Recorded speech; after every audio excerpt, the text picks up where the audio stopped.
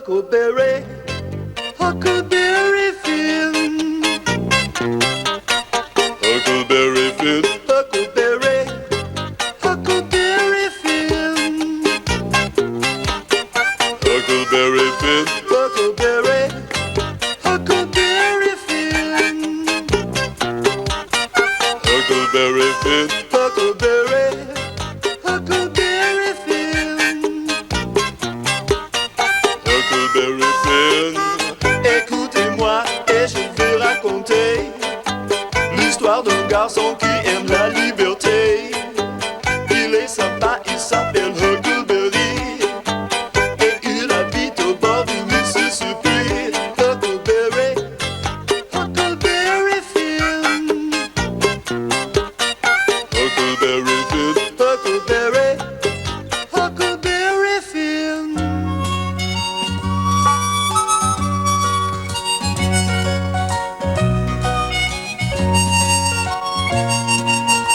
Il existe plusieurs manières de parcourir un grand cours d'eau comme le Mississippi.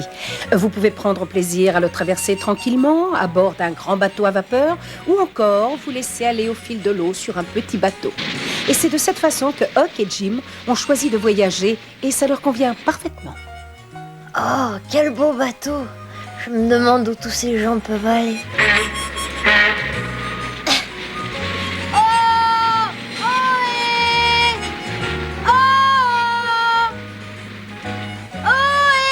Hé, Huck! Arrête de crier comme un perdu, on va se faire opérer. Va plutôt me chercher un peu d'eau. J'arrive, Jim. Excuse-moi, mais il y avait un superbe bateau à vapeur sur le fleuve avec des passagères, dont une. Oh, mais c'était pas mon genre. Huck! Pardon, Jim. Et je sais pas où on peut trouver de l'eau ici. Tu veux pas venir avec moi? Écoute, laisse-moi te rappeler une chose. On ne voyage pas pour s'amuser. Si nous voulons nous en sortir, il faut que chacun travaille équitablement. Bon, je m'arrête là. Je ne voudrais pas te rappeler la veuve Douglas quand elle te faisait la morale. Allez, va me chercher un peu d'eau. Ouais, d'accord. J'y vais. À tout à l'heure. C'est ça, mon garçon. Et moi, pendant ce temps-là, je vais faire cuire du pain. C'est ma spécialité. Bonne idée, Jim. Ta la la la la la la la la la la. Te voilà, Lily. Tu veux venir avec moi chercher un peu d'eau? C'est dommage de ne plus être chez les Grangerford. Là-bas, on n'avait rien à faire. C'était la belle vie. Ils avaient une dizaine d'esclaves qui travaillaient pour nous. Ta da da da.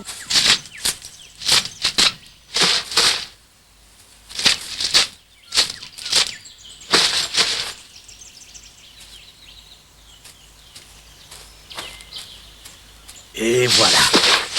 Ces herbes nous feront un matelas très confortable, digne d'un roi. Oh, c'est parfait. Regardez-moi cette literie de première classe. J'ai hâte de voir la tête de Huck quand il verra cette merveille. On peut pas dire qu'il y ait beaucoup d'eau sur cette île. Ça fait 1 heure qu'on cherche. Tu vois quelque chose, Lily? Hein? Bravo, quel flair! Oh, est-ce que c'est lourd? Bah, je me fatiguerai moins comme ça. Allez, on rentre à la maison. Oh, c'est très bien, Huck. Je suis très fier de toi. Cette eau est pure et bien fraîche. Mais malheureusement, tu ne m'en as pas rapporté assez. Je suis désolé, il va falloir retourner et faire plusieurs allers-retours. Plusieurs fois le même trajet? Ah non, je suis fatiguée, moi. Tu te rends pas compte, c'est très lourd, Jim, mais c'est moi le plus faible de nous deux. Par contre, toi, tu pourrais rapporter un plein seau chaque fois. Oui, d'accord. Comme tu l'as dit très justement, c'est moi le plus fort. Oui, c'est ça.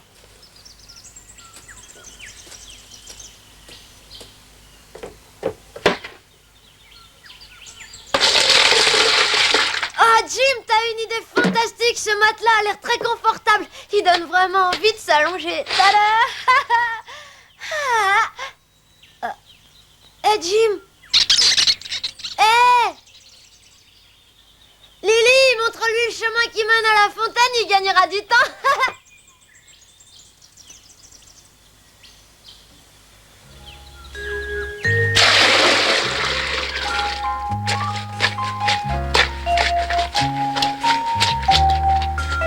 Tu vois, Lily, ça, c'est de la vraie farine, de la farine de blé. Ensuite, il suffira d'y apporter de la levure et la pâte est prête. Je vais vous faire un pain qui vous mettra l'eau à la bouche.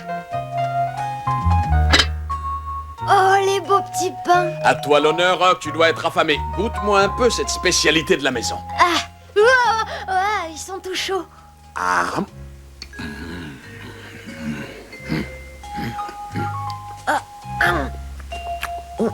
Ils sont pas mauvais, mais il manque un tout petit peu de beurre, pas vrai, Jim? dis donc, tu n'es plus chez les Grangerford. Il faudra que tu réapprennes à vivre plus simplement. Je voulais pas te vexer, Jim, je te disais juste ce que je pensais de tes bons petits pains, c'est tout. Et puisque tu parles des Grangerford, je vais t'imiter la façon dont mangent les grandes dames là-bas.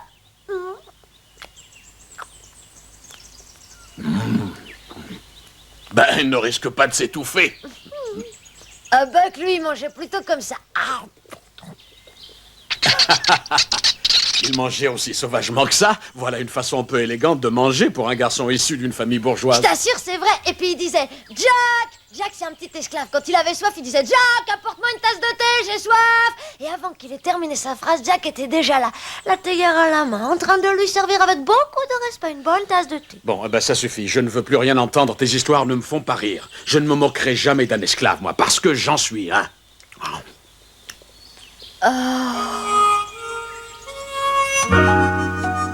Jim s'inquiète du comportement de Huck. Son séjour chez les Grangerford semble l'avoir complètement métamorphosé.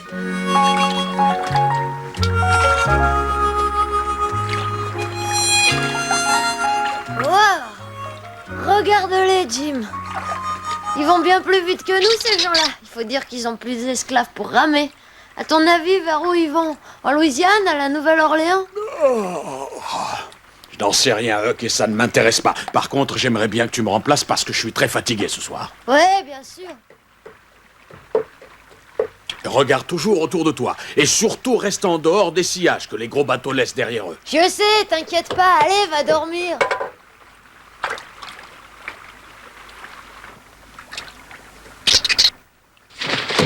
Non. On dirait qu'il t'a mis dehors. Vas-y, Lily, chatouille-lui la plante des pieds.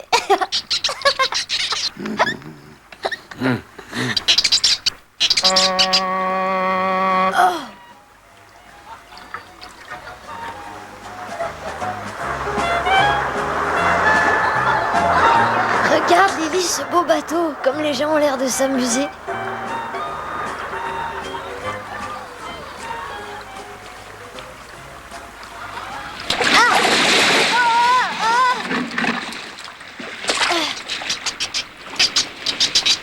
Ah, t'affole pas, Lily. Je maîtrise la situation. Je me suis laissé surprendre par ce gros bateau, c'est tout. Oh non! C'est pas vrai! Le courant a emporté la rame. Et comment je vais faire maintenant? Jim, réveille-toi! On a perdu le gouvernail. Quoi? Qu'est-ce qui se passe? On a heurté le sillage d'un bateau et la rame est partie. Quoi? C'est pas de ma faute. La vague était tellement grosse, je me suis aperçu Nous de rien. sommes dans de beaux draps. Voyons ça. Oh, les dégâts sont importants, il n'y a rien à faire. Sans la rame, on ne peut plus naviguer. Il faut à tout prix accoster, sinon on va se briser contre un rocher. D'accord. J'ai honte de moi, je suis désolée. Oh, ne t'inquiète pas, nous allons construire une autre rame, c'est pas grave. Bon sang, voilà que le brouillard s'en mêle à présent.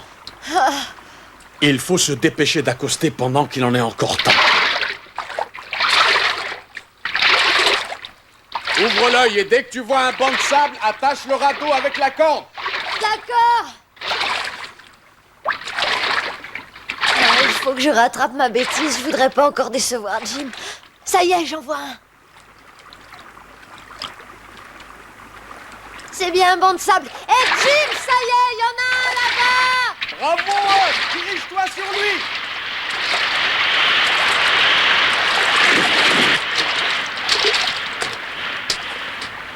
Ça va? Tu n'es pas blessé? Non, pas du tout, je vais attacher la corde. Ça y est, Jim, la corde est bien attachée, tu peux approcher le radeau maintenant. J'arrive.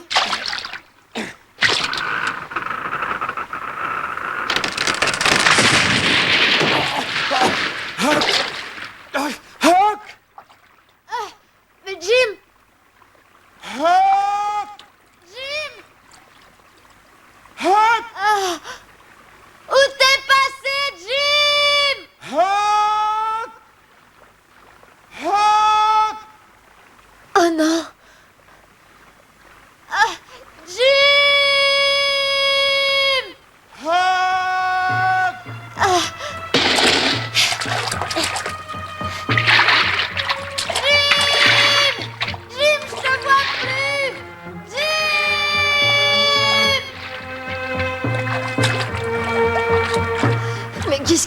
passe? Pourquoi il répond pas quand je l'appelle? Ah! Jim avait raison. Le brouillard devient de plus en plus épais. J'y vois vraiment rien du tout. Ah!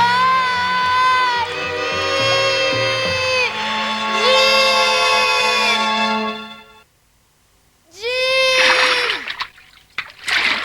Ah! Ah, c'est lui.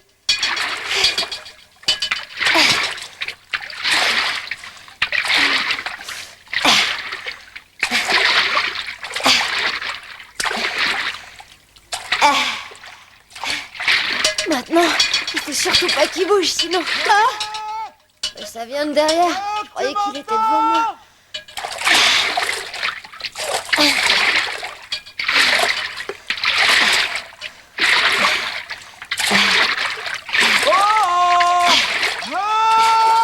C'est une histoire de fou. Oh. Sur le coup, Huck crut que Jim lui jouait un méchant tour. Mais il se rendit vite compte que... Jim! Lily! Répondez-moi! Jim!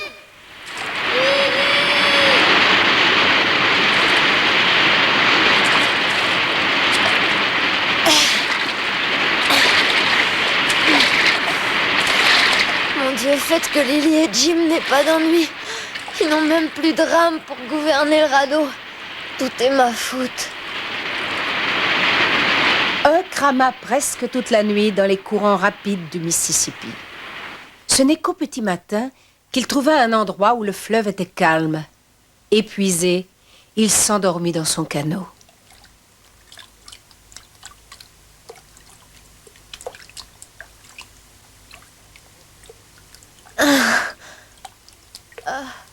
Jim, Lily, mais où sont-ils? J'espère qu'ils n'ont pas eu de problème avec le radeau. Ah! Ça y est, je les vois!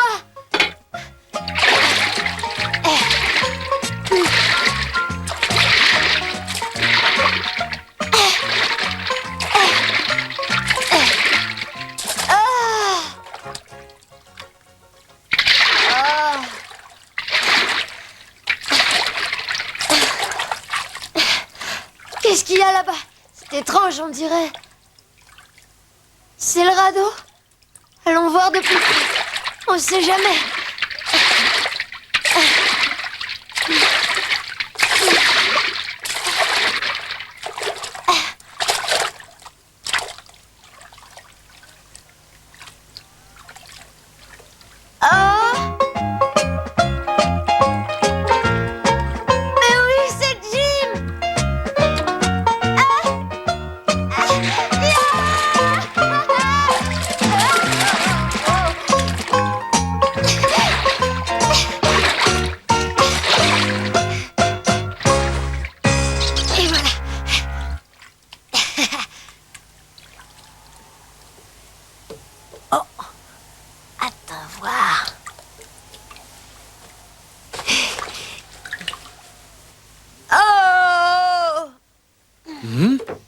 Huck?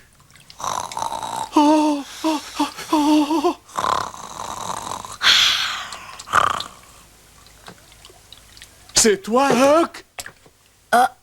T'es pas fou de crier comme ça. Je dormais profondément, c'est pas gentil. Oh, Huck, tu sais, j'ai bien cru que jamais je ne te reverrai. J'en crois pas, mes yeux.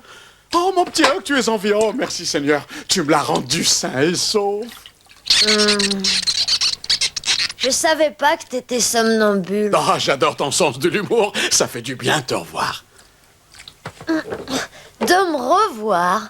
Je suis pas partie, Jim. Qu'est-ce que tu racontes? Hein? Oh, t'as sûrement dû faire un mauvais rêve ou quelque chose comme ça. Un mauvais rêve? Oui, c'est ça. T'as qu'à demander à Lily. Huck! Oui.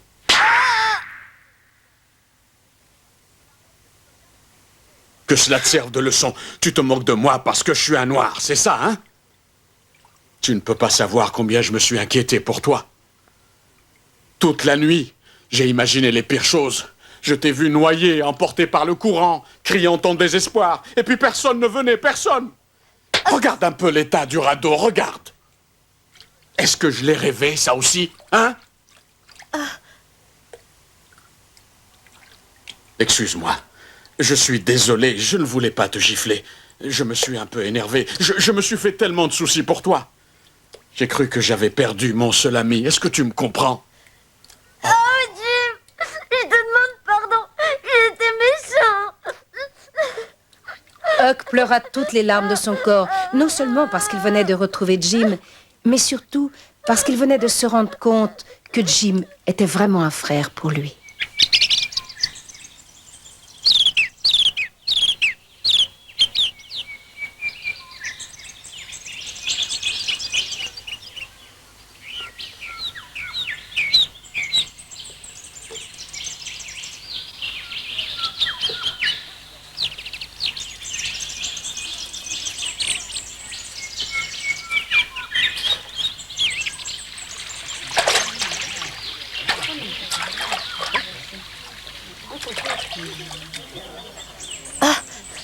Eh, Jim, réveille-toi, vite. Ah, J'ai entendu des voix dehors. qu'est-ce qu'il y a? Bouge pas, je vais aller voir. Vas-y, mais surtout, sois très prudent.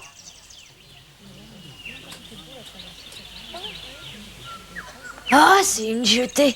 Tu peux venir, Jim. Alors, d'où est-ce qu'elles proviennent, ces voix? Elles viennent de l'acheter. Regarde tous ces gens sur ce drôle de bateau, ils ont plutôt l'air sympathiques. Ah, cette fille a une drôlement bonne idée, c'est pas idiot comme moyen de transport. Ah, c'est vrai que c'est un bon moyen pour gagner un peu d'argent. Elle s'est pas mal débrouillée pour son âge, hein? Attention tout le monde à bord, nous partons dans quelques secondes. T'es prêt, Tom? Oui, mademoiselle Catherine, quand vous voulez. T'as raison, elle se débrouille même drôlement bien. Jim, pourquoi on ferait pas comme Hein? elle? Ah non, non, non, sans façon. Je ne pourrai jamais faire ce genre de travail. C'est impossible. Est-ce que tu as oublié qui je suis? Si je me montre, c'est fini pour moi. On me capturera et je deviendrai esclave des Blancs. T'inquiète pas, personne te remarquera si t'es bien déguisé. Allez, fais-moi confiance. Oh, regarde, j'ai l'air ridicule avec ce costume. Mais non, Jim, au contraire, t'es parfait. On dirait que t'as navigué toute ta vie. Ah? Mais dis-moi, qu'est-ce que tu prépares avec tant de précautions depuis ce matin? Ce sera notre publicité. Transport des frères Jim et qu'est-ce que t'en dis? Ah? Mais je ne comprends pas, nous ne sommes pas des frères. Eh ben, pour te dire la vérité, Jim, quand tu m'as giflé hier, ça m'a fait énormément de bien. Je me suis rendu compte que t'étais pas seulement un ami pour moi, mais beaucoup plus que ça. Tu t'es comporté comme un frère et ça m'a beaucoup ému. Grâce à toi, j'ai enfin trouvé une famille. Alors, tu comprends maintenant pourquoi j'ai écrit ça sur le drapeau? Est-ce que je suis content de l'entendre dire ça? Mon petit frère? Oui, désormais tu pourras me corriger, mais seulement si je fais des bêtises, hein. D'accord, avec plaisir, je t'en donnerai même une plus forte si tu veux.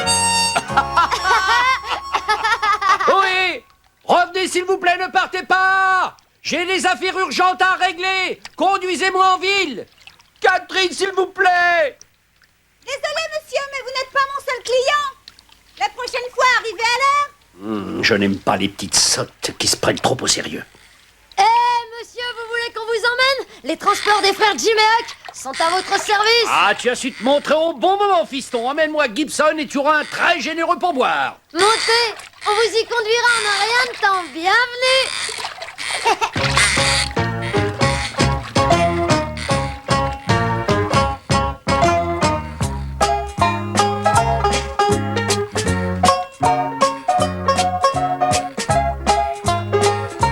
Excusez-moi, monsieur, vous pourriez me dire où se trouve Gibson? Allons, mon garçon, c'est une plaisanterie. Tu ne sais pas où est Gibson? Eh ben, c'est que nous venons d'arriver dans la région. Et pour tout vous dire, vous êtes notre premier client, monsieur. Ah, je vois, c'est bien ce que je pensais. Vos visages me sont complètement étrangers. Vous vivez ici, monsieur? Pas exactement, je suis, disons, de passage. Vois-tu, mon garçon, je suis venu visiter le coin pour affaires. Sans blague, vous êtes un homme d'affaires. Vous jouez aux cartes, c'est ça? Ah non, vous avez plutôt l'air d'un commerçant. Non, non, fiston, je ne suis ni un joueur ni un vendeur. Je me contente de faire des affaires avec ça. Avec ça. Avec ça. Oh.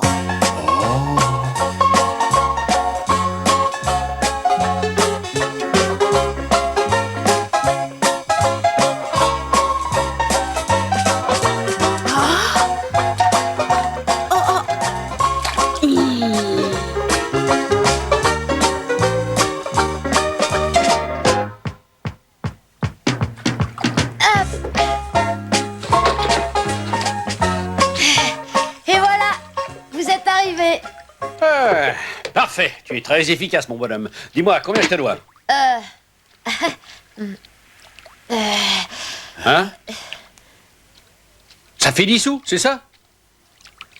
Monsieur, n'oubliez pas, Hein? vous m'avez parlé d'un pourboire. J'espère que vous tiendrez votre promesse. Ah,